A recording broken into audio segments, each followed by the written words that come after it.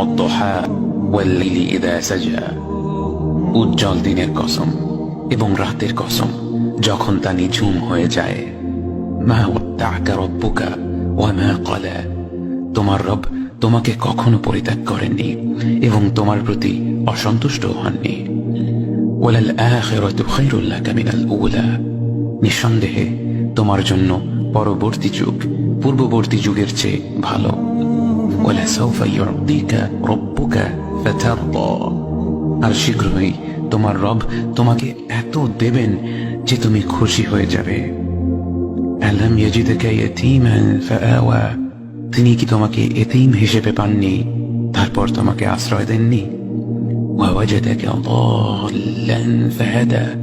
তিনি তোমাকে পথ না পাওয়া অবস্থায় পান তারপর তিনি পথ দেখান। ওয়াওয়াজাদাকা আইলান ফাআগনা।